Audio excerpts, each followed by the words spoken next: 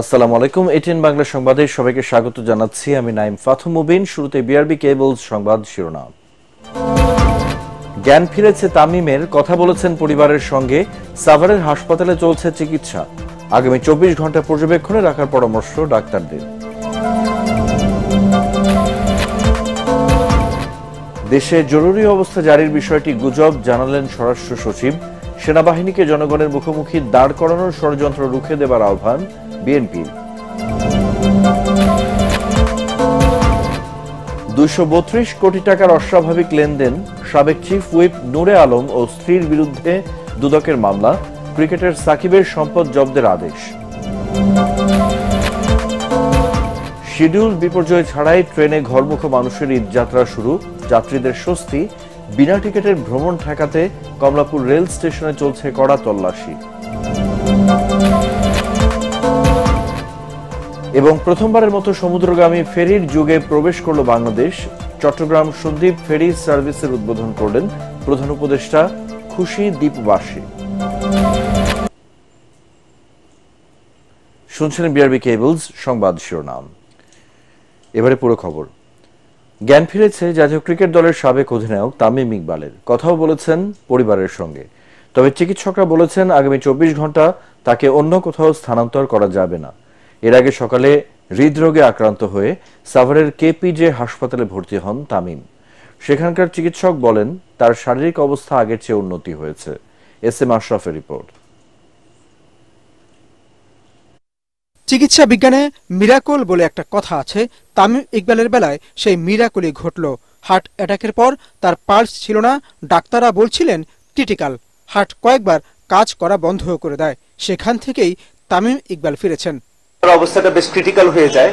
এই ক্রিটিক্যাল কন্ডিশনে আমাদের কাছে আবার আসেন এবং ওনার ওই ক্রিটিক্যাল কন্ডিশন থেকে যতগুলো চিকিৎসা প্রয়োজন সবকিছু করা হয়েছে এবং আল্লাহর রহমতে যে কন্ডিশনটা আসলে অনুকূলে আছে এবং ওনাকে একটা আমরা বলি যে ওনার একটা হার্ট অ্যাটাক হয়েছে। এইটার জন্য একটা এনজিওগ্রাম, এনজিওপ্লাস্টি এবং একটা স্টেন্ট করা হয়েছে। আল্লাহর রহমতে স্টেন্টিংটা খুব স্মুথলি এন্ড এফিশিয়েন্টলি হয়েছে। জীবন মৃত্যুর সাথে রুদ্ধশ্বাস কয়েক ঘন্টা লড়াইয়ের পর জ্ঞান ফেরে তামিম ইকবালের। এরপর তিনি কথা বলেন পরিবারের সাথে।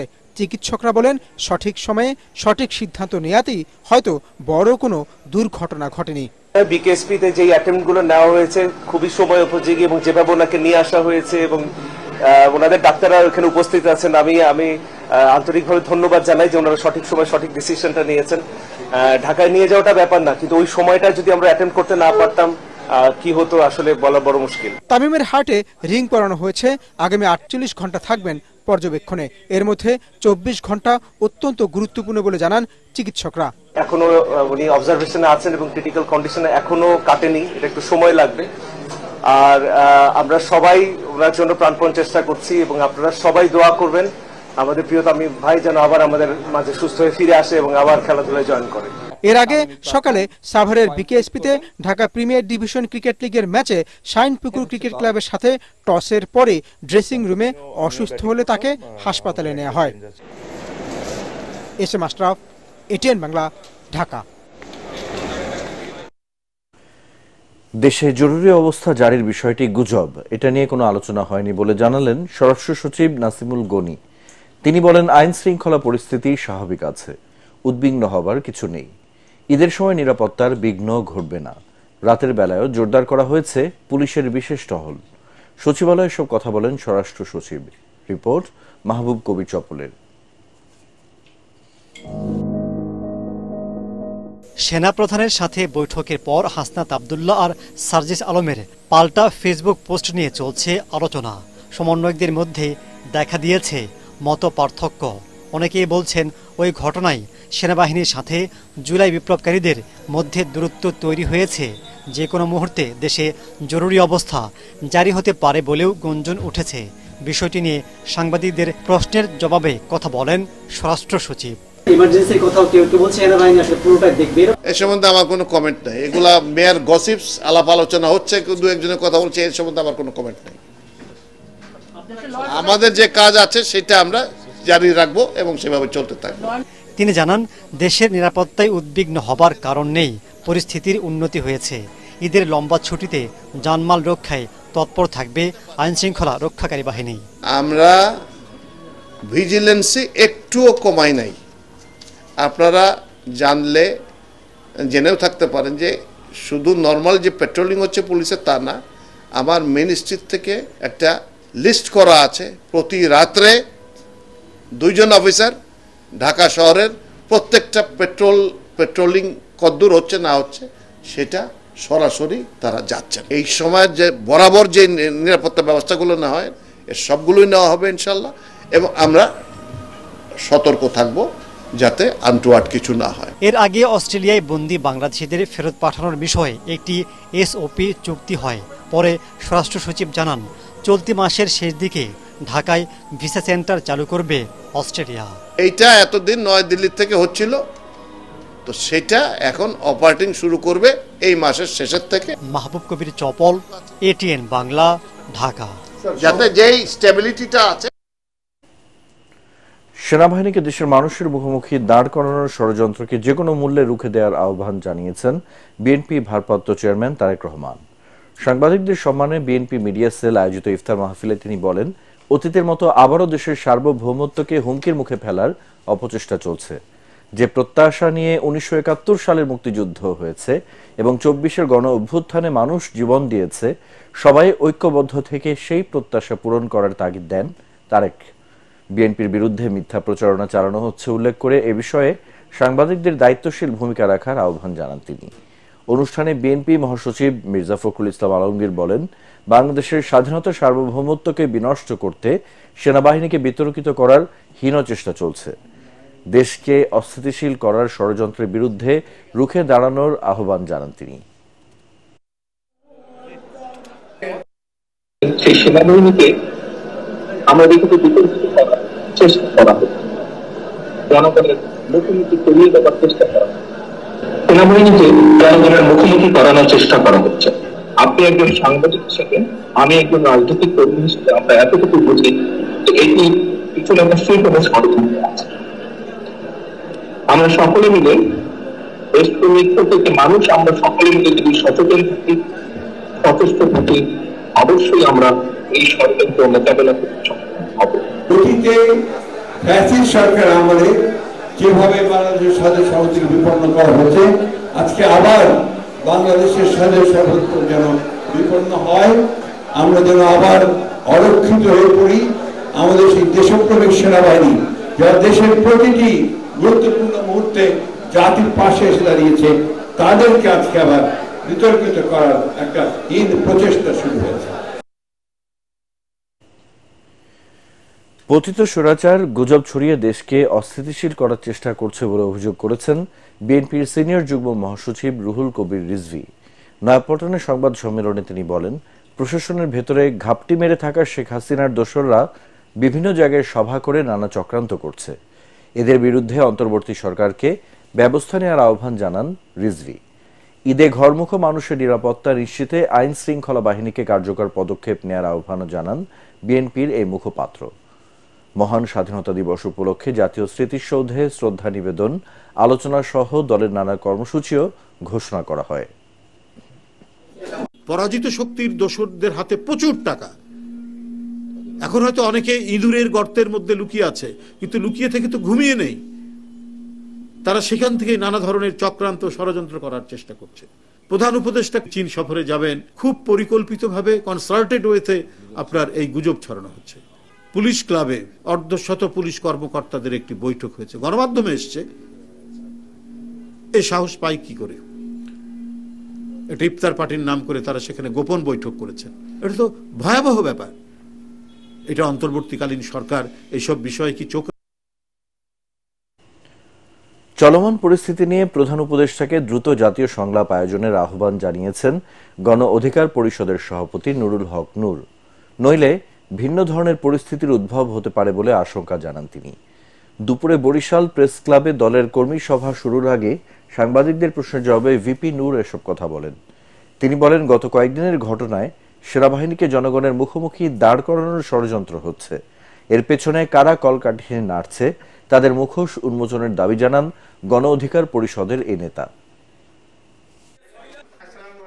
একজন পরিচিত ছাত্রনেতা যখন বলছে তার সাথে সেনা প্রধান কিংবা সেনাবাহিনীর এই ধরনের কথা হয়েছে, তারা আওয়ামী লীগকে পুনর্বাসন করতে চায় রিফাইন্ড আওয়ামী লীগ নামে, তো এটা কিন্তু জাতির মধ্যে একটা উদ্বেগ তৈরি করে। কিন্তু প্রকৃত অর্থে আমরা যেটা সেনা সদরের বিবৃতিতে জানতে পারছি, ছাত্র নেতারাই আগ্রহ নিয়ে কিন্তু সেনা প্রধানের কাছে মিটিং করতে গিয়েছিলেন, সেনা প্রধান তাদেরকে ডাকে নাই। সেনাবাহিনীকে জনগণের মুখোমুখি দাঁড় করিয়ে দেওয়া বা সেনাবাহিনীর সাথে একটা কনফ্লিক্ট তৈরি করা, এটা উদ্দেশ্য প্রণোদিত এবং এর পেছনে অন্য কোনো ধুরভিসন্ধি আছে কিনা, এই স্ট্র্যাটেজিগুলো বা এই কথাগুলো যারা বলেছেন সেই বিষয়টা আমাদের পরিষ্কার হওয়া দরকার। জাতীয় গণতান্ত্রিক পার্টিকে নিবন্ধন ফিরিয়ে দিতে হাইকোর্টের রায়ের পর প্রধান নির্বাচন কমিশনারের সঙ্গে দেখা করেছেন দলটির নেতারা।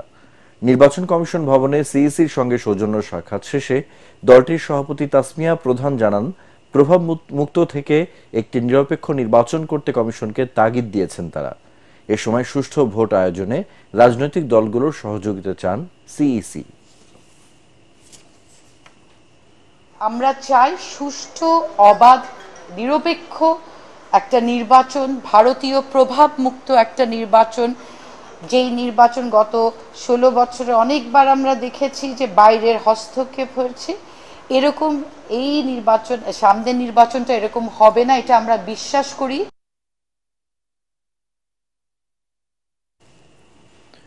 আন্তর্জাতিক অপরাধ ট্রাইব্যুনালের চিফ প্রসিকিউটর তাজুল ইসলামের পদত্যাগের দাবি জানিয়েছে জুলাই গণ অভ্যুত্থানের শহীদদের পরিবারের সংগঠন জুলাই মঞ্চ।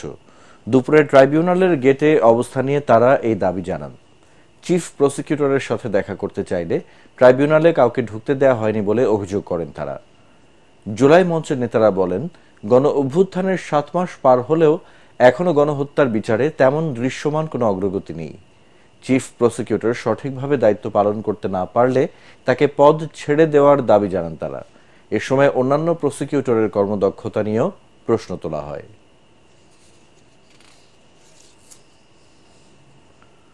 $70 কোটি টাকার অবৈধ সম্পদ অর্জন ও 232 কোটি টাকার অস্বাভাবিক লেনদেনের অভিযোগে জাতীয় সংসদের সাবেক চিফ হুইপ নূরে আলম চৌধুরী ও তার স্ত্রীর বিরুদ্ধে মামলা করেছে দুর্নীতি দমন কমিশন। সংস্থাটির মহাপরিচালক জানান, আসামিদের বিদেশে থাকা সম্পদ জব্দের বিষয়ে কাজ করছেন তারা। নেওয়া হচ্ছে আইনি পদক্ষেপ। এ কাজে কোনো গাফিলতি নেই বলেও দাবি দুদক মহাপরিচালকের। আরও জানাচ্ছেন সৈয়দ রিয়াজ। 5 আগস্ট সরকারের পট পরিবর্তনের আগে থেকেই টাকা পাচার হবার খবর আসতে শুরু করে বিভিন্ন গণমাধ্যমে। পাচার হওয়া টাকায় নানা দেশে বিগত সরকারের আশীর্বাদ পুষ্টদের সেকেন্ড হোম গড়ে তোলার কাহিনীও কারো অজানা নয়। শেখ হাসিনার সরকার পতনের পর তাদের দুর্নীতি তদন্তে তৎপর দুদক। দেশে এবং বিদেশে সম্পদ জব্দেরও উদ্যোগ নেওয়া হচ্ছে বলে জানান দুদক মহাপরিচালক। বিদেশি সম্পদ জব্দের ক্ষেত্রে যে প্রক্রিয়াটা অনুসরণ করতে হয়, বিজ্ঞ আদালতের আদেশ সহ মিউচুয়াল লিগ্যাল অ্যাসিস্ট্যান্ট রিকোয়েস্ট সংশ্লিষ্ট দেশে প্রেরণ করতে হয়। তো সেই কার্যক্রমগুলো করা হচ্ছে। আমরা আইনানু কার্যক্রম অনুসরণ করে এই কাজগুলো করছি। আমাদের দিক থেকে এ বিষয়ে কোনো গাফিলতি নেই। 70 কোটি টাকার অবৈধ সম্পদ অর্জন এবং 232 কোটি টাকার অস্বাভাবিক লেনদেনের অভিযোগে মাদারীপুর 1 আসনের সাবেক সাংসদ ও চিফ হুইপ এবং তার স্ত্রীর বিরুদ্ধে মামলা করেছে দুদক। সাবেক চিফ হুইপ এবং সাবেক এমপি মাদারীপুর 1 সংসদ সদস্য হিসাবে দায়িত্ব পালনকালে ক্ষমতার অপব্যবহারপূর্বক অসৎ উদ্দেশ্যে অসাধু উপায়ে অর্জিত জ্ঞাত আয়ের উৎসের সাথে সঙ্গতিবিহীন সম্পদের মালিকানা অর্জন এবং অভিযোগ সংশ্লিষ্ট জনাব জিনাত পারভিন চৌধুরী, তার স্বামী নুরি আলম চৌধুরী পাবলিক সার্ভেন্ট হিসাবে দায়িত্ব পালনকালে অসৎ উদ্দেশ্যে ক্ষমতার অপব্যবহার করে স্বামীর প্রভাব ও আর্থিক সহায়তায় জ্ঞাত আয়ের উৎসের সাথে অসঙ্গতিপূর্ণ সম্পদের মালিকানা অর্জন পূর্বক বুক দখলে রাখার অপরাধ অনুসন্ধানকালে প্রমাণিত হয়েছে। অবৈধ সম্পদ অর্জনের অভিযোগ অনুসন্ধানে সিআইডির সাবেক প্রধান মোহাম্মদ আলী সহ 6 পুলিশ কর্মকর্তার তথ্য চেয়ে দুদক ইতোমধ্যে সিআইডিতে চিঠিও দিয়েছে। সৈয়দ রিয়াজ, এটিএন বাংলা, ঢাকা। এদিকে জাতীয় ক্রিকেট দলের অলরাউন্ডার ক্রিকেটার ও সাবেক সংসদ সদস্য সাকিব আল হাসানের সম্পদ জব্দের আদেশ দিয়েছে আদালত। 4 কোটি টাকার চেক জালিয়াতির মামলায় ঢাকার অতিরিক্ত মেট্রোপলিটন ম্যাজিস্ট্রেট জিয়াদুর রহমানের আদালত এই আদেশ দেন। এর আগে সাকিব আল হাসানের সব ব্যাংক হিসাব জব্দ করে বাংলাদেশ ফিনান্সিয়াল ইন্টেলিজেন্স ইউনিট। পুঁজিবাজারে কারসাজি ও আর্থিক অনিয়ম খতিয়ে দেখতে গত 2 অক্টোবর সাকিব, তার স্ত্রী উম্মে আহমেদ শিশির ও তাদের ব্যবসায়িক প্রতিষ্ঠানের ব্যাংক হিসাবের তথ্য তলব করে সংস্থাটি।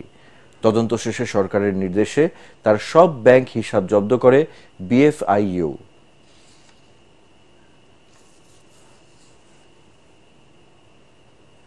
আপিল বিভাগের বিচারপতি হিসেবে নিয়োগ পেলেন হাইকোর্টের বিচারপতি একেএম আসাদুজ্জামান ও বিচারপতি ফারা মাহবুব। তাদেরকে নিয়োগ দিয়ে প্রজ্ঞাপন জারি করেছে আইন মন্ত্রণালয়। এতে বলা হয়েছে, রাষ্ট্রপতির সাংবিধানিক ক্ষমতা বলে হাইকোর্ট বিভাগের বিচারপতি একেএম আসাদুজ্জামান ও বিচারপতি ফারা মাহবুবকে আপিল বিভাগের বিচারক পদে নিয়োগ দিয়েছেন।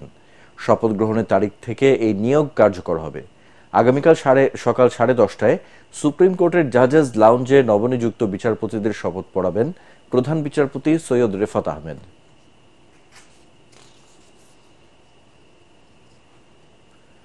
অনেকটা শিডিউল বিপর্যয় ছাড়াই শুরু হলো ট্রেনে ঘরমুখো মানুষের ঈদ যাত্রা। প্রথম দিনের লালমনিরহাটগামী বুড়িমারি এক্সপ্রেস ও কিশোরগঞ্জগামী 11 সিন্দুর প্রভাতী এক্সপ্রেস ঘণ্টাখানেক দেরিতে ঢাকা ছেড়েছে। রেলওয়ে কর্তৃপক্ষ জানিয়েছেন, ইঞ্জিন সংকটের কারণে কিছুটা যাত্রা বিলম্ব হলেও বেশিরভাগ ট্রেন যথাসময়ে ছেড়ে গেছে গন্তব্যে। এছাড়া বিনা টিকিটের যাত্রী ঠেকাতে স্টেশনে চলছে কড়া তল্লাশি। রিপোর্ট আদ্দিন সজীবের। শুরু হলো ঈদের আনন্দ। টিকিট বিড়ম্বনা থেকে শুরু করে দূরের পথের যাত্রা, আছে ভোগান্তি, তবুও যেতে হবে বাড়ি। এতেই ঘরমুখো মানুষের হাসি। অনেকদিন পরে ঈদের ছুটিতে বাসায় যাওয়া হচ্ছে, ভালো লাগছে। অন্যান্য বছর তুলনায় আলহামদুলিল্লাহ ভালো। আম্মু, বোন, ভাইয়া। কষ্টের মতো ঈদে বাড়িতে গেলে মনের একটা আনন্দ আসে, গ্রামের পরিবেশ। ঈদ যাত্রায় ভোগান্তি কমাতে সবাই ছোটেন ট্রেনের পিছে। যারাই টিকিট পান সৌভাগ্যবান, নির্বিঘ্নে যান আপন নেড়ে। শিডিউল বিপর্যয়ের যে শঙ্কা থাকে ঈদে, তা না হলেই খুশি বাড়ে দ্বিগুণ হারে। প্রথম দিনে সেই স্বস্তির দেখা কমলাপুরে। টিকিট কাটার জন্য যেটা হয়েছে সেরি থেকেই আর কি জাগে থাকা লাগছে, কারণ 10 মিনিটের মধ্যে সব টিকিট বুক। ঠিক আছে, ওভারঅল টিকিট পেয়েছি, প্লাস জার্নি সেফ, সবকিছুই। ট্রেনের টিকিট যেমন সবাই কিন্তু পাচ্ছে না, এটা লাখের উপর কেউ কাটতে পারতেছে, কেউ পাচ্ছে না। এবারও স্টেশনের প্রবেশ মুখে শুরু থেকেই কড়া তল্লাশি। অবৈধ উপায়ে নেয়া টিকিটে ভ্রমণ বন্ধে তৎপর রেলওয়ে প্রশাসন। হচ্ছে জরিমানাও। এগুলোকে তারা বলছে যে এই যে টিকিট টাইলে দিয়ে ঢুকতে পারবে না, 2,400 টাকা দাও। আমি কিন্তু আমরা তো 2,300 টাকা কাটি স্ট্যান্ড টিকিট। তারা বর্ধিত নেই, কিন্তু নিয়ম মাফিকই নেই। এটা 10 মিনিট লেট আইছে, কিন্তু সিট পাইছি আমরা 4 জন 4টা সিট পাইছি। সকাল 7টার দিকে রাজশাহীগামী ধূমকেতু এক্সপ্রেস দিয়ে ঈদুল ফিতরের ট্রেন যাত্রা শুরু হয়। পরে দুটি ট্রেনে হয় শিডিউল বিপর্যয়। বুড়িমারি এক্সপ্রেস 8:30টার পরিবর্তে সকাল 10টায় এবং 11 সিন্দুর প্রভাতী এক্সপ্রেস প্রায় 40 মিনিট দেরিতে কমলাপুর ছেড়ে যায়। 18টা ট্রেন পরিচালনা করার ক্ষেত্রে সবগুলো ট্রেনই সঠিক সময়ে ছেড়ে গেছে। 2টা ট্রেন মাত্র লেট গেছে, একটা ইঞ্জিন স্বল্পতা বা কানেক্টিং এর জন্য। আমি মনে করি যে যাত্রী সাধারণ খুব বেশি একটা সমস্যা হয়েছে, বিড়ম্বনার শিকার হয়নি। তবে 25% স্ট্যান্ডিং টিকিট থাকায় স্বস্তি ছিল অনেকের কণ্ঠে। স্বস্তির ঈদযাত্রা দুর্ভোগের যখন ট্রেনের শিডিউল বিপর্যয় হয়। প্রথম দিনে তেমনটা হয়নি। সাধারণ যাত্রীদের প্রত্যাশা, আগামীতেও এই ধারাবাহিকতা ধরে রাখবে রেলওয়ে কর্তৃপক্ষ। শেষ পর্যন্ত সেটা কতটা সম্ভব তা হয়তো সময়ই বলে দেবে। আদ্দিন Sajib, ATN Bangla, Kamalapur railway station, Dhaka. সব শঙ্কা ও বাধা দূর করে প্রথমবারের মতো সমুদ্রগামী ফেরির যুগে প্রবেশ করল বাংলাদেশ। দীর্ঘ প্রতীক্ষার অবসান ঘটিয়ে বিচ্ছিন্ন দ্বীপ উপজেলা সন্দ্বীপের সাথে দেশের মূল ভূখণ্ডের সরাসরি যোগাযোগে চালু হলো ফেরি সার্ভিস। উদ্বোধনী অনুষ্ঠানে ভার্চুয়ালি যুক্ত হয়ে প্রধান উপদেষ্টা ডক্টর মোহাম্মদ ইউনূস বলেন, দেশ এগিয়ে গেলেও বিগত 50 বছরেও বিচ্ছিন্ন এই জনপদের উন্নয়নে কেউ নজর দেয়নি। উন্নয়ন ও সৌন্দর্যের দিক থেকে সন্দ্বীপ এগিয়ে যাবে বলেও তার প্রত্যাশা। চট্টগ্রাম প্রতিনিধি সৈয়দ তামিম মাহমুদকে সাথে নিয়ে আরো জানাচ্ছেন ইয়াসিন রানা। কোমর পানি বা হাঁটু পরিমাণ কাদা মারানোর দুর্ভোগ সাগর বেষ্টিত সন্দ্বীপের মানুষের প্রতিদিনের অভিজ্ঞতা। রয়েছে যানবাহন সংকট, যে কোনো প্রাকৃতিক দুর্যোগে নৌ চলাচলে রয়েছে জীবনের ঝুঁকি। শুধু তাই নয়, রোগীদের দ্রুত শহরে আনতে গেলেও বেগ পেতে হয় সন্দ্বীপবাসীকে। স্বাধীনতার 50 বছরেও যাতায়াতের দুর্ভোগ সন্দ্বীপের নিত্যদিনের সঙ্গী। সমুদ্র পথে ফেরি চলাচলের মাধ্যমে অবসান ঘটল দীর্ঘদিনের সেই দুর্ভোগ। এতে উৎফুল্ল দ্বীপবাসী। আমাদের জন্য এটা নতুন এক দ্বার প্রান্ত। আমাদের সন্দ্বীপে অনেক উন্নত হয়ে যাচ্ছে, যাতায়াতের সুবিধা হচ্ছে। এটা একটা অবর্ণনীয়, আমাদের জন্য সুখকর খবর। আমরা আনন্দে আবেগে আপ্লুত। সোমবার সকালে ফেরি সার্ভিসের উদ্বোধন করেন নৌ উপদেষ্টা সাখাওয়াত হোসেন। এতে রাষ্ট্রীয় অতিথি ভবন যমুনা থেকে ভার্চুয়ালি যোগ দেন প্রধান উপদেষ্টা ডক্টর মোহাম্মদ ইউনুস। বিচ্ছিন্ন এই জনপদের দুর্ভোগের কথা স্মরণ করে তিনি বলেন, ৫০ বছরেও যা বাস্তবায়ন হয়নি তা অল্প সময়ে সম্ভব হয়েছে। ৫০ বছরেও যে কাজ হয়নি আজকে সেটি খুব কম সময়ে সম্পন্ন করেছেন তারা। ফেরি চলাচল নির্বিঘ্ন রাখতে প্রয়োজনীয় সবকিছু আপনারা করবেন বলে আশা রাখি। আগামীতেও দেশের অগ্রযাত্রায় সন্দীপ নেতৃত্ব দেবে বলেও আশা রাখেন প্রধান উপদেষ্টা। উন্নয়নের মাধ্যমে সম্মিলিতভাবে বাংলাদেশ এগিয়ে যাবে এবং সন্দীপ এই অগ্রযাত্রায় নেতৃত্ব দেবে, সেটাই হলো কথা। আপনারা নেতৃত্ব দেবেন, সারা বাংলাদেশের জন্য নেতৃত্ব দেবেন, কারণ আপনাদের তো বুদ্ধির অভাব নেই, আপনাদের প্রযুক্তির অভাব নেই, আপনাদের টাকার অভাব নেই। চট্টগ্রামের সীতাকুণ্ডের বাঁশবাড়িয়া প্রান্ত থেকে দ্বীপের গুপ্তছড়া ঘাটে দিনে 2 বার যাওয়া আসা করবে এই ফেরি। আসন ভেদে ভাড়া যাত্রী প্রতি ৮০ ও ১০০ টাকা। আর যানবাহন পারাপারে গুনতে হবে মোটরসাইকেলের ক্ষেত্রে সর্বনিম্ন ১৫০ টাকা এবং 10 চাকার যানে সর্বোচ্চ ৫,৭০০ টাকা। ইয়াসিন রানা, এটিএন বাংলা, ঢাকা। গণ অভ্যুত্থান পরবর্তী সরকার শিক্ষা খাতে বৈষম্য নিরসনের উদ্যোগ না নেওয়ায় হতাশা জানিয়েছেন বিশেষজ্ঞরা। আসছে বাজেটে এ খাতে বরাদ্দ বাড়ানোর পাশাপাশি দুর্নীতি বন্ধে কার্যকর উদ্যোগ দেখতে চান তারা। একই সাথে বাজেটে নারী শিক্ষার সুযোগ সংকোচন না করার দাবিও তাদের। ফজলে রাব্বির রিপোর্ট। বারবারই এগিয়ে যাওয়ার পথে হোঁচট খাচ্ছে বাংলাদেশ। পিছিয়ে পড়ছে জ্ঞান বিজ্ঞান আর সৃজনশীলতায়। শিক্ষা খাতের গুরুত্ব বুঝতে না পারার কারণে বাংলাদেশ কাঙ্ক্ষিত মাত্রায় এগোতে পারছে না বলে মনে করেন বিশেষজ্ঞরা।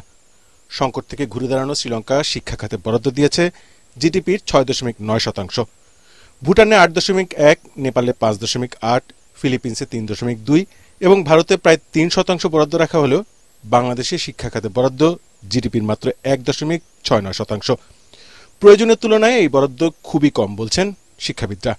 মালদ্বীপ যদি পারে, নেপাল যদি পারে, আমরা কেন পারবো না? আমরা তো ফিনল্যান্ডের কথা বলছি না, আমরা তো অস্ট্রেলিয়ার কথা বলছি না, আমরা কেন পারবো না? আমাদের দক্ষিণ এশিয়ার দেশগুলো। একে তো বরাদ্দ কম, তার উপর আছে দুর্নীতি এবং শিক্ষার নানা পর্যায়ে অসামঞ্জস্য। শিক্ষা পলিসির সাথে এডুকেশন ল হয় নাই এবং সেটার ইয়ে নাই, এবং আমাদের যে কারিকুলামের সাথে টেক্সট বইয়ের ম্যাচিং নাই, আবার যে কারিকুলাম টেক্সট বই রয়েছে সেটার সাথে অ্যাসেসমেন্ট পদ্ধতিটা খুবই মিসম্যাচ। শিক্ষায় খরচ বৃদ্ধির পাশাপাশি উদ্বেগজনক হারে বাড়ছে বৈষম্য, এতে শঙ্কিত বিশেষজ্ঞরা। শিক্ষা বৈষম্য উত্তরণের উপায় না হয়ে বৈষম্য রক্ষা করার একটা ব্যবস্থা হিসাবে চালু আছে, সেটা নিয়ে আমরা এই রাজনৈতিক পট পরিবর্তনের পরে তেমন কোনো আলাপ আলোচনা কিছু দেখলাম না। বৈষম্যহীন শিক্ষা বাজেট নিয়ে আলোচনায় বক্তারা বলেন, কোনো অজুহাতেই যেন এবার শিক্ষা খাতে বরাদ্দ না কমানো হয়। একই সাথে নারী শিক্ষার্থীদের বাজেট বরাদ্দেও বৈষম্য না করার আহ্বান জানান তারা। নারী যেভাবে বিভিন্ন পর্যায়ে যেভাবে প্রতিবন্ধকতার সম্মুখীন হচ্ছে, বাজেটেও না এর কোনো রিফ্লেকশন হয়।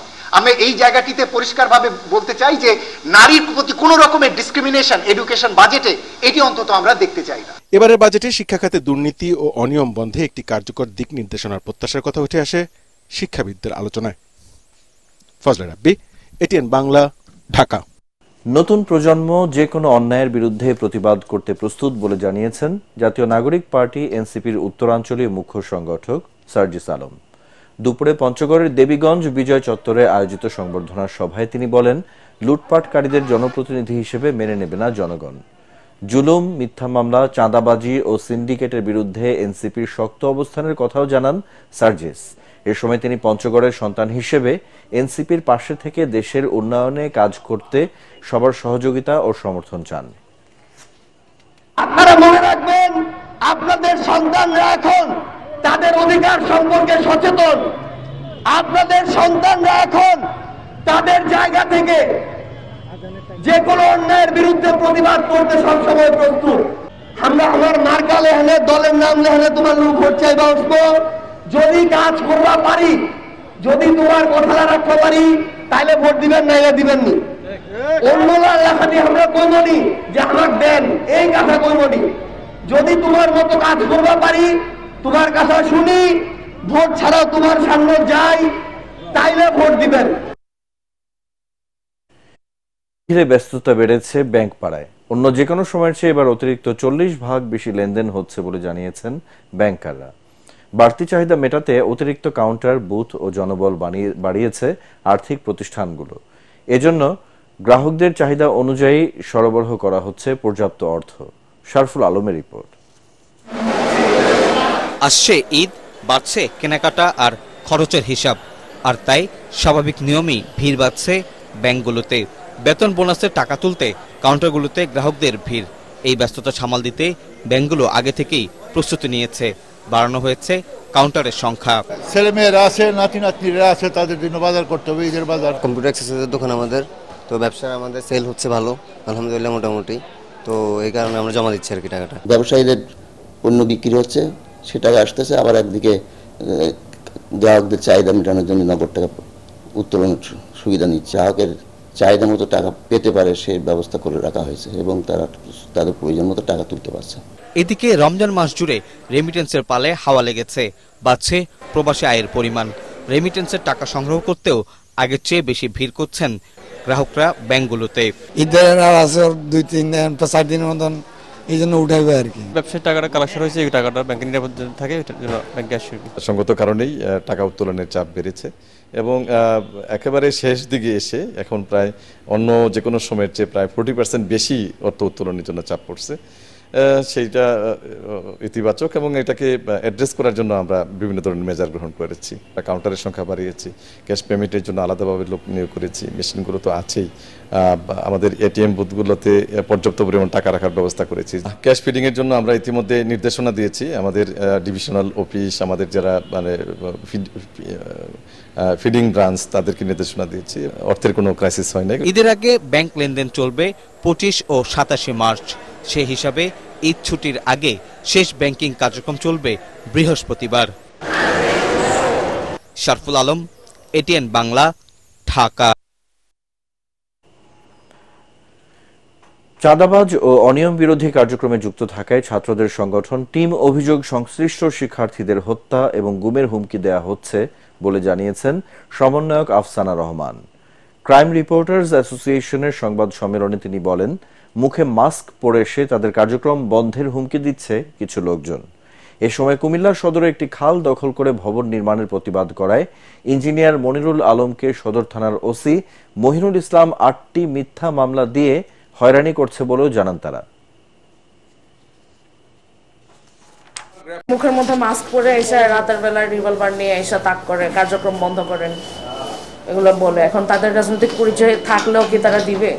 ওরা মুখ ঢেকে আইসা কাওয়ার্ডের মতো হুমকি দেয়, ওরা তো প্রকাশ্যে হুমকি দেয় না। আমাদের এই খালটা উদ্ধার করা হোক এবং ওসি আমার বাড়িতে ওসির সহায়তায় আমার বাড়িতে ডাকাতি করে আমার যে মালামালগুলো নিয়ে গেছে, এই মালামালগুলো আমি ফেরত চাই এবং মাননীয় প্রধান উপদেষ্টার কাছে আমি এই ঘটনার জন্য আমি বিচার প্রার্থী। 46 লাখ টাকা দিয়েও ফিরে পেলেন না ছেলেকে। দালাল চক্রের প্রতারণার ফাঁদে পড়ে লিবিয়ায় অমানসিক নির্যাতনে প্রাণ হারান মাদারীপুরের সজীব। এখন অসহায় পরিবারটির একমাত্র চাওয়া সজীবের লাশ দেশে ফিরিয়ে আনা ও দালালদের দৃষ্টান্তমূলক শাস্তি। মাদারীপুর থেকে SR শফিক স্বপনের রিপোর্ট, জানাচ্ছেন জাহিদুল আলম। মাদারীপুরের শিবচরের সজীব সর্দার পরিবারের হাল ধরতে আর সুন্দর ভবিষ্যতের আশায় স্বপ্ন দেখছিলেন দেশের বাইরে যাওয়ার। তার স্বপ্ন পূরণে প্রলোভন দেখায় দালাল বোরহান। 15 লাখ টাকায় ইতালি পৌঁছে দেওয়ার চুক্তিও করে। তবে তাকে পাঠানো হয় লিবিয়ায়। সেখানে অমানসিক নির্যাতন করে মুক্তিপণ হিসেবে সজীবের পরিবার থেকে নেওয়া হয় আরও 31 লাখ টাকা। এরপরেও তার উপর চলে নির্মম নির্যাতন। এক পর্যায়ে গুরুতর অসুস্থ অবস্থায় সজীবকে রাস্তার পাশে ফেলে যায় দালালরা। পরে হাসপাতালে চিকিৎসাধীন অবস্থায় মৃত্যু হয় তার। 25 লক্ষ টাকা দাবি করছে, 25 লক্ষ টাকা দেওয়া হয়েছে। দেওয়ার পরে আবার নতুন করে হলো অত্যাচার করে আবার হলো টাকা দাবি করছে 15 লক্ষ। 15 লক্ষ দাবি করার পরে তারপরে টাকাটা দিতে পারে না, দেওয়ার কারণে কিছু পরে 2 লক্ষ টাকা দিয়েছে। দেওয়ার পরে না দেওয়ার পরে অত্যাচার করে অসুস্থ হয়ে গেছে, পরে আরে মাইরা ফেলাই থইছে। আমার পুরো দুনিয়া বিদায় করছে, আমার টাকা হয়ে গেছে। এর আমি বিচার চাই বুরহানের। নিয়ম মারধর করছে, মারধর করিয়া সেই জায়গা তারা দেখে মরিয়া যায়, তারা ছাড়ি দিচ্ছে। এক ঘরে 2 ভাই গেছে, আমাকে টাকাগুলো আমাকে ভাই গেল ভাই বন্ধুকে আমার বাঁচা ভাই বাঁচা আমার তাই দে। পুলিশ জানায় এ ব্যাপারে নিহতের পরিবার মামলা দায়ের করলে আইনগত ব্যবস্থা নেওয়া হবে। যারা এই কাজটা করছে তাদের বিরুদ্ধে যেন তাদের পরিবার আমাদের কাছে আসে এবং তার পরিবারের কাছ থেকে আমরা একটা নিয়মিত মামলা রুজু করব। আর আইনগত ব্যবস্থা যে সর্বোচ্চ করার দরকার আমরা এটা করব। সজীবের মৃত্যুর ঘটনায় পরিবার ও এলাকায় নেমে এসেছে শোকের ছায়া। দ্রুত লাশ দেশে এনে দালালদের বিরুদ্ধে কঠোর ব্যবস্থা নেওয়ার আহ্বান স্বজনদের। Bureau report, ATN Bangla. এবারে আল আরাফা ইসলামী ব্যাংক অর্থ সংবাদ।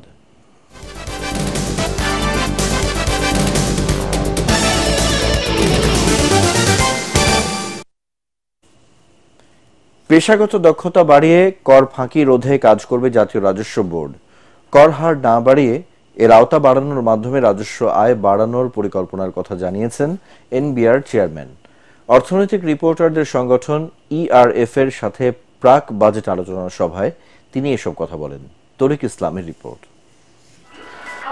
2025-26 অর্থ বছরে জাতীয় বাজেট প্রণয়নে রাজধানীর আগারগাঁওয়ে এনবিআর ভবনে অর্থনৈতিক রিপোর্টারদের সংগঠন ইআরএফ এর সাথে প্রাক বাজেট আলোচনা করেন জাতীয় রাজস্ব বোর্ডের চেয়ারম্যান আব্দুর রহমান খান।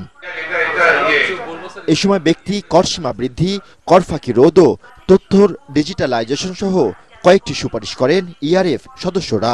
মূল্যস্ফীতির সাথে সম্পর্ক রেখে ব্যক্তি করদাতাদের কর ছাড়ের সীমা 3 লাখ টাকা থেকে বাড়িয়ে 4 লাখে উত্তীর্ণ করা যেতে পারে। শুধুমাত্র ফুড ছাড়া, ফুড এন্ড হেলথ মেডিসিন ছাড়া অন্য সব কিছু ম্যানুফ্যাকচারিং সব কিছু আপনারা স্ট্রিক্ট হন। এরিয়া বেসিসে করেন না, কারণ আপনারা টার্গেট করতে পারেন না এভাবে যে 25 সালে আমরা শুধু মিরপুর অঞ্চলে যতগুলো দোকান আছে সেগুলোকেই কভার করব। আলোচনায় এনবিআর চেয়ারম্যান জানান, করের আওতা বাড়াতে এলাকাভিত্তিক অভিযান চালাবে এনবিআর। এক একজনের মনে হলো যে আমার ভ্যাটটা কমায় দেয়। এই যে কালচার আমরা শুরু করলাম, লম্বা সময় ধরে ভ্যাটের আইনটাকে আমরা ডিস্টর্ট করলাম, 12 সালে এসে আবার নতুন আইন করলাম, সেটাও আবার ডিস্টর্টেড করে 19 সাল থেকে কার্যকর করলাম। মানে ভ্যাটের যে শক্তি সেটাই ছিল হলো এটা অ্যাকাউন্টিং বেসড এবং এটা ইনভয়েস বেসড, সেটাকে যখন আমরা নষ্ট করে ফেললাম এখন আর ভ্যাট গ্রো করছে না। সবার জন্য ব্যবসা বান্ধব কর নীতি প্রণয়ন করা হবে বলেও জানান এনবিআর চেয়ারম্যান আব্দুর রহমান খান। তরিক ইসলাম, এটিএন বাংলা, ঢাকা।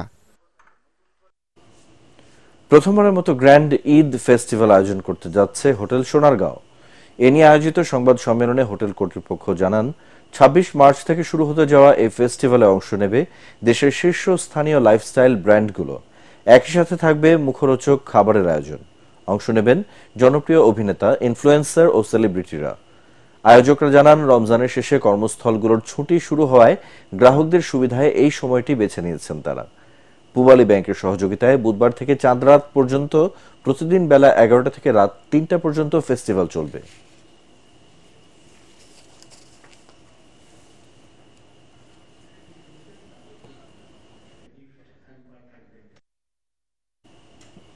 এবারে আন্তর্জাতিক সংবাদ।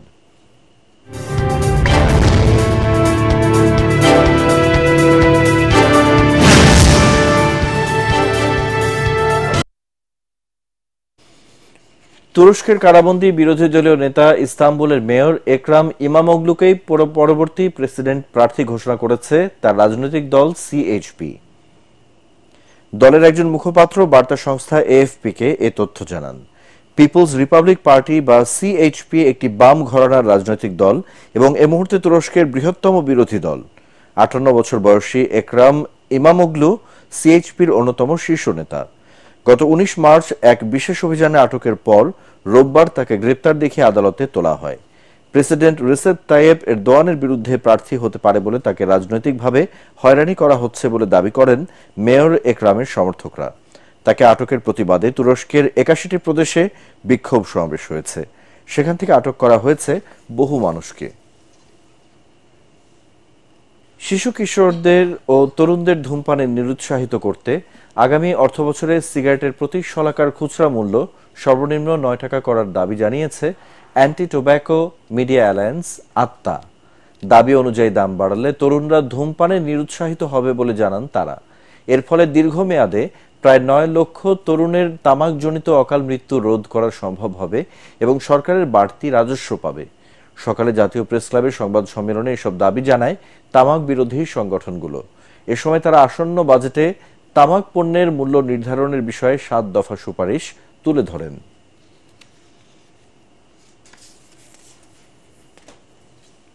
এ পর্যায়ে পার্টেক্স খেলার খবর।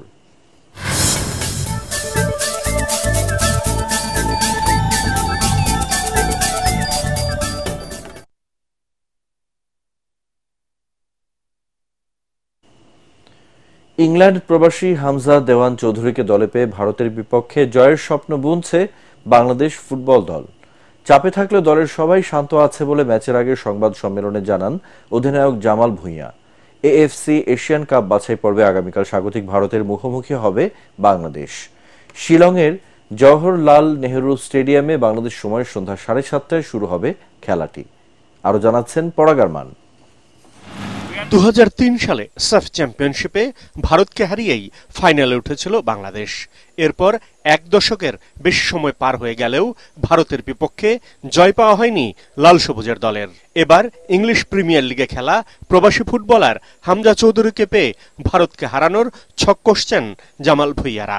আমরা র্যাঙ্কিং এ চিন্তা করি না, আমার ফোকাস তো এই ম্যাচ জিততে হবে। মানে যেটা কোচ মেনশন করছেন, squad I think is the best squad so far, অনেক স্ট্রং। আর হামজা তো আসছে, সো এটা definitely is a big boost for us. But লক্ষ্য হচ্ছে 3 পয়েন্টস। এটা মানে আমি চাই, সবাই চাই।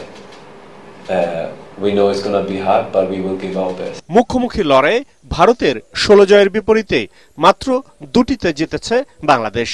13টি ম্যাচ ড্র হয়েছে। জামাল জানান, হামজাকে পেয়ে দল বুস্ট আপ হয়েছে। জয় ভিন্ন কিছুই ভাবছেন না তারা। আমি মনে করি মানে the mentality in the group, in the team is that আমরা 3 পয়েন্ট নিতে পারি। আর যদি ড্র হয় ওকে, বাট মেন্টালিটি ইজ 3 পয়েন্ট। এটা মানে আপনি প্রত্যেক প্লেয়ারকে জিজ্ঞেস করতে পারেন, ওরা সেম অ্যান্সার দিবে। তার আমরা এখানে আসছি কিসের জন্য? 3 পয়েন্ট। এর আগে 2021 সালের জুনে সবশেষ বিশ্বকাপ বাছাইয়ে ভারতের বিপক্ষে খেলেছিল বাংলাদেশ। সেই ম্যাচে 2-0 গোলে হেরেছিল লাল সবুজের দল। এবার অন্যরকম উজ্জীবিত এক দল নিয়ে মাঠে নামবেন হামজা জামাল তপুরা। ব্যতিক্রমী এই ম্যাচে জয় চাইছেন সবাই। পরাগারমান, এটিএন বাংলা। শেষ করার আগে বিআরবি কেবল সংবাদ শিরোনামগুলো এক নজরে আরেকবার। জ্ঞান ফিরেছে তামিমের, কথা বলেছেন পরিবারের সঙ্গে। সাভারের হাসপাতালে চলছে চিকিৎসা। আগামী 24 ঘন্টা পর্যবেক্ষণে রাখার পরামর্শ ডাক্তারদের।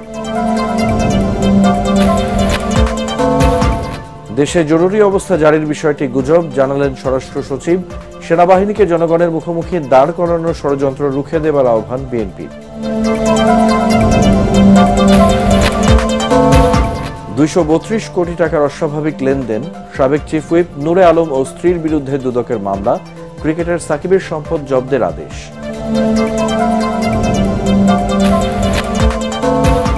শিডিউল বিপর্যয় ছাড়াই ট্রেনে ঘরমুখো মানুষের ঈদ যাত্রা শুরু। যাত্রীদের স্বস্তি, বিনা টিকিটের ভ্রমণ ঠেকাতে কমলাপুর রেল স্টেশনে চলছে কড়া তল্লাশি। এবং প্রথমবারের মতো সমুদ্রগামী ফেরির যুগে প্রবেশ করল বাংলাদেশ। চট্টগ্রাম সন্দ্বীপ ফেরি সার্ভিসের উদ্বোধন করলেন প্রধান উপদেষ্টা, খুশি দ্বীপবাসী।